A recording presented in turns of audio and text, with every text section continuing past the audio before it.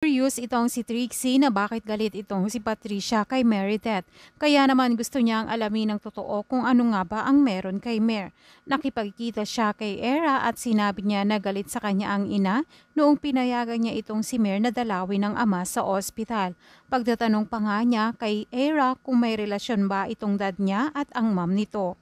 Hindi naman nakasagot itong si Era dahil nang tanungin siya ay lumapit itong si Lilet sa kanilang dalawa at pagtatanong niya kay Trixie na bakit kasama niya itong si Era.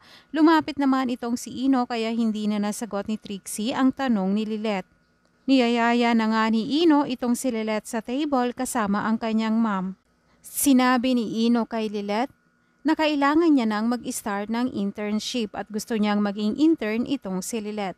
Hindi naman alam ni Lilet kung papayag ba siya o hindi at sinabi niya na lang na kailangan niya muna itong pag-isipan. Pero nagagawa na naman siyang pilitin itong si Calorena.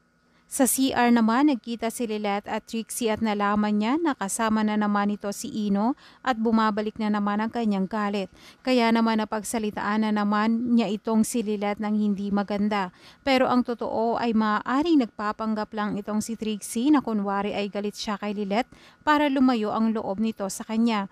Pero maaaring plano ito ni Trixie dahil balak niyang alamin ang katotohanan. Gusto niya na mapalapit ulit sa kanyang ina at may aalamin siya. Gusto niyang makuha ulit ang loob ng kanyang ina. Para kapag okay na sila ng kanyang ina ay malalaman niya na kung ano ang meron kay Mer at Lilet.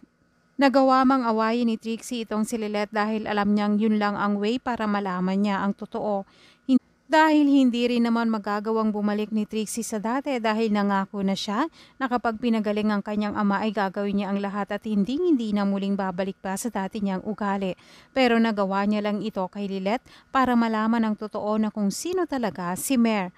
Pangako ito ni Trixie sa kanyang ama at siya mismo ang magsasabi ng totoo kay Lilet kapag nalaman niya na ito palang si Mer ang tunay na ina ni Lilet.